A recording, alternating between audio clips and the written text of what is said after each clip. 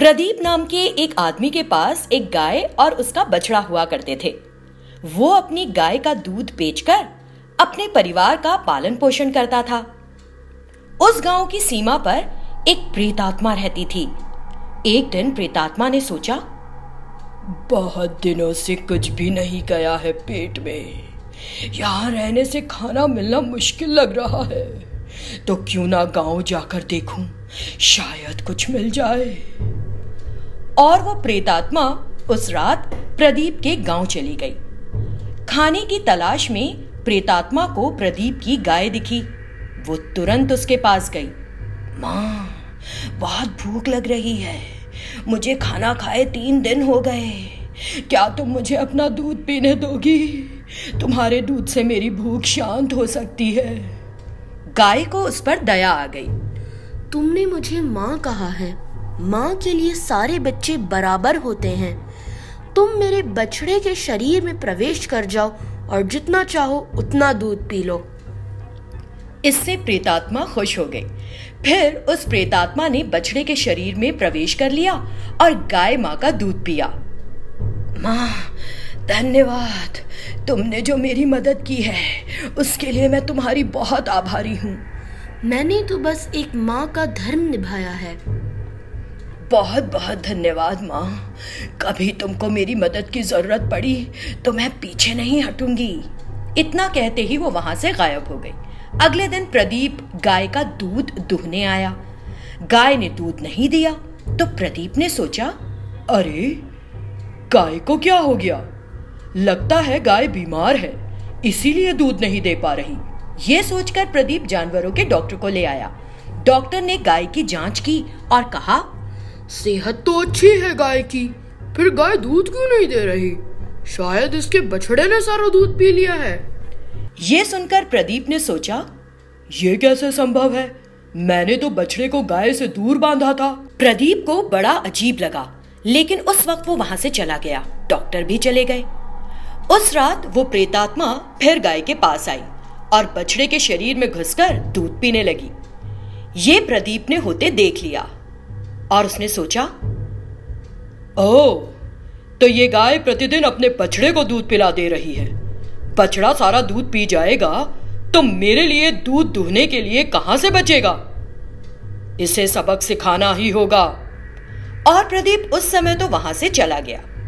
तभी प्रेतात्मा बछड़े के शरीर से बाहर आ गई, गाय को धन्यवाद दिया और गायब हो गई। अगले दिन प्रदीप गाय के पास आया और दूध दुहना शुरू किया, लेकिन जब दूध नहीं निकला तो प्रदीप ने गुस्से में उस गाय को एक डंडे से पीटना शुरू कर दिया। गाय दर्द को सहन नहीं कर पाई और जोर जोर से चिल्लाई।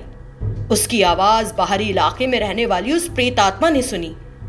ओह नहीं, गाय माँ का मालिक उसे पीट रहा है क्योंकि वो दूध नहीं दे पा रही। मेरी वजह से माँ को सजा मिल रही है। मुझे कुछ भी करके अपनी माँ को बचाना चाहिए। ये सोचकर प्रेतात्मा गाय के शरीर में घुस गई। तुरंत गाय का सिर शैतान के सिर में बदल गया और उसने कहा, अरे तुम हो तो एक इंसान, लेकिन जानवर की तरह व्यवहार है तुम्हारा। इस माँ ने मुझे दूध दिया और मेरी भूख को संतुष्ट किया। तुम बिना पूरी बात जाने बेरहमी से उसे यातना दे रहे हो। तुम्हारे पास अकल है या नहीं? अब मैं तुम्हें मारूंगी और खाऊंगी। ये सुनकर मालिक घबरा गया और बोला, नहीं, प्रेतात्मा, तुम थी जिसने गाय का दूध पिया। मुझे माफ कर दो, अब मैं ऐसा नहीं करूंगा। फिर गाय के शरीर से प्रेतात्मा बाहर निकल आई और बोली, मैं गाय माँ और उसके बछड़े को अपने साथ ले जाऊंगी ताकि मुझे माँ मिल जाए। बदले में तुम ये सोने के सिक्के ले लो, तुम्हें इनकी ज्यादा जरूरत है। इतना कहते हुए शैतान ने प्रदीप को सोने के सिक्के दिए। प्रदीप ने उन सभी सोने के सिक्कों को ले लिया और बड़ा खुश हो गया और अपनी गाय और उसका बछड़ा उस प्रेत आत्मा को दे दी। प्रेत आत्मा भी खुश हुई और उसने गाय से कहा, आज से हम सब साथ रहेंगे, मेरे साथ आओ। और वो उनको लेकर गायब हो गई। इस तरह प्रेतात्मा को माँ का प्यार मिल गया। उस प्रेतात्मा द्वारा दिए गए सोने के सिक्कों से प्रदीप भी एक अमीर आदमी बन गया। ये कहानी उदाहरण है इस बात का कि अगर हम किसी को माँ का दर्जा देते हैं तो हम पर माँ ममता दिखाने में कोई कमी नहीं रखती, कोई भेदभाव नहीं करती। इसीलिए तो माँ के प्यार को इतना महान माना गया है। एक गांव में ललिता और किरण का एक विवाहित जोड़ा रहता था। उन्होंने एक बकरी पाली हुई थी क्योंकि डॉक्टर ने उनसे कहा था कि बकरी का दूध सेहत के लिए अच्छा होता है। लेकिन किरण उस बकरी को घास नहीं खिला रहा था क्योंकि वो दूध नहीं दे रही थी। बकरी सोचने लगी, मुझे बहुत भूख लग रही है, अगर वे इसी तरह मुझे भूखा रखेंगे तो मैं तो मर ही जाऊंगी। ललिता ने किरण से पूछा, किरण तुम उस बकरी को घास क्यों नहीं दे रहे हो? वो पहले से बहुत कमजोर हो गई है, शायद इसीलिए दूध नहीं दे रही। यदि तुमने घास नहीं दी तो वो बेचारी मर जाएगी। कुछ नहीं होगा, 2 दिन भूखी रहेगी तो अपने आप दूध देने लग जाएगी। लेकिन तब तक जिंदा बचेगी तब ना। तब मैं क्या करूं? मैं उस बकरी को घास दूं? अच्छा ठीक है, मान ली तुम्हारी बात, लेकिन ये दूध नहीं दे रही तो मैं घास वास कुछ नहीं लाया। तो फिर इसे बाहर भेज दो, बकरी बाहर ही चल लेगी और फिर वापस आ जाएगी। ये अच्छी बात कही तुमने, फिर मुझे इसके लिए घास लाने की जरूरत ही नहीं पड़ेगी। और उसने बकरी को बाहर भेज दिया। इससे बकरी की खुशी का ठिकाना नहीं रहा। लेकिन बेचारी को बाहर भी खाने के लिए कुछ नहीं मिला। शाम ढलते बकरी को एक सब्जी का खेत दिखा। जब वो वहां चरने लगी तो उस खेत की देखभाल करने वाले ने उसे देख लिया और उसकी पिटाई शुरू कर दी। बकरी दर्द को सहन नहीं कर पाई और वहां से भाग गई। मुझे तो कहीं भी कुछ नहीं मिल रहा है, हे भगवान मुझ भूखी पर दया कर। बकरी बेहद कमजोर हो जाने से बेहोश हो गई। एक पेड़ पर रहने वाली प्रेतात्मा ने उसे देखा और सोचा, मुझे इस बकरी की हालत का पता है। इसके मालिक ने इसे बाहर भेज दिया। जब ये खेत में घास चरने लगी तो खेत की देखभाल करने वाले ने इसकी पिटाई कर दी। कमजोरी और फिर ऊपर से पिटाई, बेचारी बेहोश हो गई। मुझे इस बकरी की मदद करनी चाहिए। ये सोचकर वो प्रेतात्मा उस बकरी के शरीर में घुस गई और उस आदमी को 2 सींगों से रौंद डाला जिसने उसकी पिटाई की थी। फिर वो बकरी वहां से फौरन भाग गई। वो आदमी इस अचानक हमले से नीचे गिर गया। हे भगवान, किस तरह की बकरी बनाई है तूने? इतने जोर के मारा, किसी पहलवान की तरह हमला किया था मुझ पर।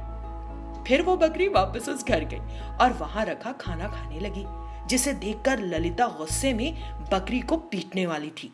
फौरन वो बकरी प्रेतात्मा में बदल गई और बोली, अगर बकरी को गलत तरीके से छुआ भी तो जान से जाओगी। ये देखकर ललिता वहां से भाग गई और अपने पति के पास गई। किरण, एक प्रेतात्मा, बकरी, एक प्रेतात्मा। प्रेतात्मा, बकरी, अरे क्या हुआ? क्यों डरी हुई हो? कोई प्रेतात्मा ने हमारी बकरी को काबू में कर लिया है। क्या? कैसी बहकी हुई बातें कर रही हो तुम? अरे मैं पूरे होश में हूँ, मेरे साथ आओ, मैं तुम्हें दिखाती हूँ। इतना कहकर ललिता उसे उस बकरी को दिखाने ले गई, लेकिन वहां कोई बकरी नहीं मिली। कहाँ है बकरी? प्रेतात्मा दिखाओ। किरण, मैंने यही देखी थी। इतना कहकर ललिता ने पूरा घर तलाश डाला। बकरी उनकी खाट पर सो रही थी। ये क्या? तुमने उस बकरी को पलंग पर सुला दिया? ये बकरी इतनी सगी है क्या तुम्हारी? मैंने नहीं सुलाया बकरी को इस पलंग पर, वो प्रेतात्मा है। मेरी नजर इतनी तो अच्छी है ललिता, वो बकरी है। आज तुमने इसे पलंग पर सुला दिया, कल क्या करोगी? बकरी को नहलाकर, स्कूल ड्रेस पहनाकर स्कूल भेजोगी क्या? रुको, मैं इस बकरी को पढ़ाता हूं पाठ। इतना कहकर वो उस बकरी को मारने आगे बढ़ा। तुरंत बकरी प्रेतात्मा में बदल गई और बोली, क्यों किरण, तुम पीटोगे मुझे? अगर तुमने इस बकरी को हाथ भी लगाया ना तो मैं तुम दोनों को मारकर खा जाऊंगी। कितने पापी और बेरहम हो। अगर बकरी दूध नहीं देती तो क्या कोई खाना बंद कर देगा? इस बकरी का खाना बंद करने की बजाय इसे डॉक्टर के पास ले जाना चाहिए था कि वो दूध क्यों नहीं दे रही है। अगर तुमको 4 दिन तक खाना ना दिया जाए तो कैसा रहेगा? और फिर उस प्रेतात्मा ने किरण की जमकर पिटाई कर दी। ओ नहीं, मुझे मत मारो, मैं फिर ऐसा कभी नहीं करूंगा, मुझे छोड़ दो, मुझे अपनी गलती का एहसास है, मैं बकरी की देखभाल करूंगा। तुम भी यही रहो और देखो, तुम जो भी खाना चाहोगी मैं तुमको भी ला कर दूंगा। ये हुई ना बात। तब से वो प्रेतात्मा भी उस घर में रहने लगी और वो जो चाहती थी उसे खाने को मिलता था। शैतान से पिटकर किरण को अपनी गलती का एहसास हुआ और उसने फिर बकरी की अच्छे से देखभाल करना शुरू कर दी।